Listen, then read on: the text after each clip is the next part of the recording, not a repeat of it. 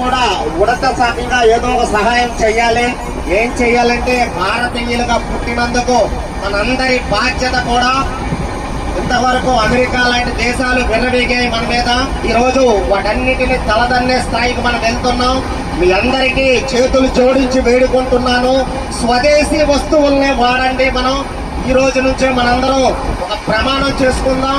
తీర్థయాత్ర ఫలితంగా అందరూ చేయిలు చాచండి అమ్మా, అందరూ చేయిలు ఎదురుగా చాచి.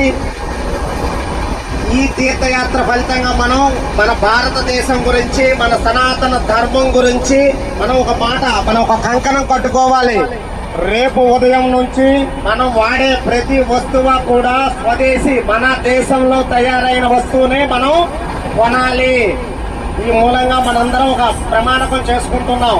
మన దేశాన్ని ప్రపంచ దేశాలకు విశ్వగురువుగా నిలబెట్టే స్థానంలో మన మహాత్ములు కష్టపడుతున్నారు. మనందరం రేపటి నుంచి వాడే ప్రతి వస్తువు భారతదేశంలో తయారైన వస్తువులనే వాడదాం. భారతదేశంలో తయారైన వస్తువుల్ని వాడదాం. మన దేశాన్ని విశ్వగురువుగా అందించే ప్రయత్నంలో మనందరం భాగస్వాములు అవుదాం. మహాత్ములకు అందరికీ చెప్తాం. అలాగే మన ధర్మాన్ని, మన దేశాన్ని కాపాడుకోవాలంటే ప్రతి భారతీయుడి భుజం మీద బాధ్యత ఉంది. మన తాత ముత్తాతలు ఇచ్చిన ఆస్తుల్ని మనం ఎలా మన వారసత్వ సంపదగా తీసుకుంటున్నామో, మన దేశం తాలూకా, ధర్మం తాలూకా ఇది కూడా మన బాధ్యత అవ్వాలి.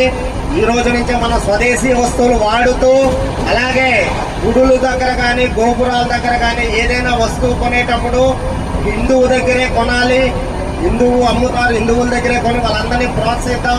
మన ఆర్థిక వ్యవస్థను మనం ఎప్పుడైతే కాపాడుకున్నామో అతి త్వరలోనే భారతదేశం విశ్వగురువుగా ఉంటుందన్నమాట.